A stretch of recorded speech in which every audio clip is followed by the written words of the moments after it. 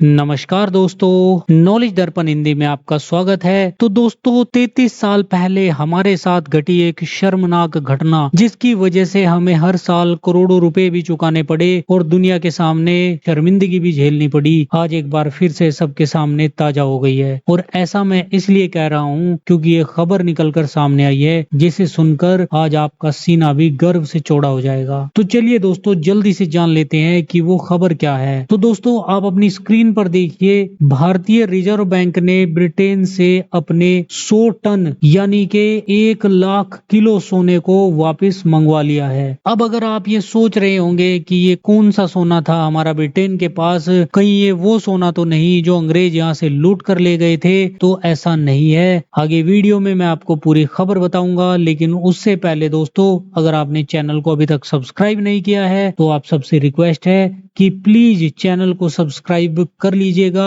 और bell icon को भी प्रेस कर दीजिएगा, क्योंकि यहाँ पर आपको डिफेंस, फॉरेन पॉलिसी, फाइनेंस और जियो पॉलिटिक्स से जुड़ी वीडियोज डेली मिलती रहती हैं। चलिए दोस्तों वीडियो स्टार्ट करते हैं। ये बात है सन 1991 की, जब भारत की आर्थिक हालात बद से बदतर हो गई थी। स्थिति इतनी ज्यादा खराब हो गई थी कि बाहर से सामान इंपोर्ट करने के लिए हमारे पास डॉलर नहीं थे। सालों या महीनों नहीं बल्कि देश के पास सिर्फ कुछ ही दिनों का विदेशी मुद्रा भंडार बचा हुआ था। हालत ऐसी हो गई थी कि अगर कोई रास्ता नहीं निकलता तो भारत की अर्थव्यवस्था दिवालिया हो जाती। हालात ऐसे बन गए थे कि भारत को अपना सोना गिरवी रखकर कर्ज लेना पड़ा था। इस बारे में आरबीआई के पूर्व गवर्नर सी रंगराजन ने भी अपनी किताब में लिखा है। वो दौर ऐसा था जब देश में कारोबार पर सरकार की दखलंदाजी चरम पर थी। देश में लाइसेंस परमिट राज था, हर चीज के लिए लाइसेंस की जरूरत पड़ती थी। कंपनी क्या माल बनाएगी, कितना बनाएगी, किसको बेचेगी, सब कुछ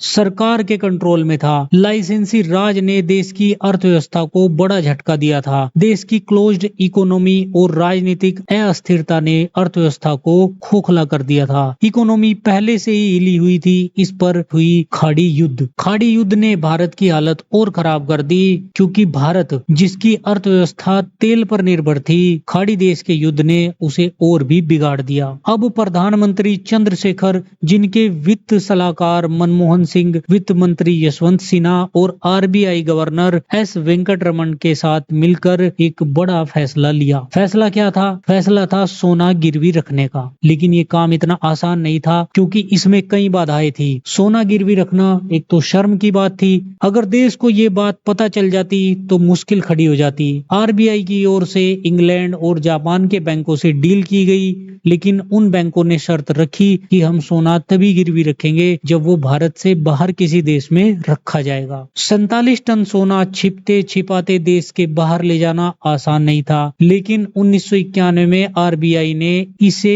किसी तरीके से पूरा किया। आरबीआई ने 47 टन सोना गिरवी रखकर $400 मिलियन जुटाए। हालांकि बाद में यह खबर लीक हो गई और मुद्दा इतना बढ़ गया कि मनमोहन सिंह को संसद में आकर सफाई देनी पड़ी। उन्होंने संसद में ये स्वीकार किया कि ये दुखदाई था, लेकिन जरूरी हो गया था। हालांकि कुछ समय बाद सरकार ने सोने को वापस खरीद लिया, लेकिन तब से ये सोना बैंक ऑफ इंग्लैंड में ही रखा हुआ था और इसे वहां रखने की सिक्योरिटी फीस के रूप में करोड़ों रुपए हमें हर साल खर्च करने पड़ रहे थे। लेकिन अब जाकर ये भारत में वापस लाया जा रहा है। आज भारत के पास टोटल 822 टन सोना है, लेकिन आपको जानकर हैरानी होगी कि इसमें से मात्र 308 टन ही हमारे पास है। बाकी का 514 टन दुनिया के अलग अलग देशों के बैंकों में रखा हुआ है। 1991 के बाद से देश में कई सरकारें बदली, लेकिन किसी का ध्यान भी इस तरफ नहीं गया। लेकिन हाल ही में जैसा रूस के साथ हुआ, उस घटना को भी मैं इससे जोड़कर देख रहा हूँ। दरअसल जब रूस ने यूक्रेन पर अटैक किया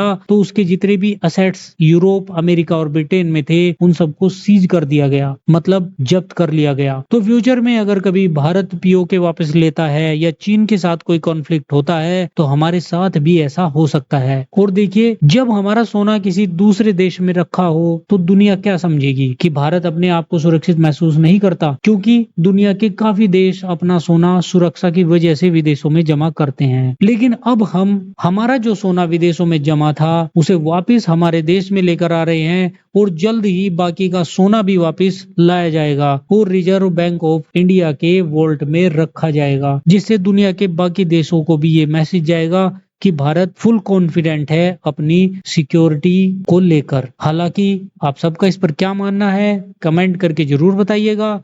thank you so much for watching video.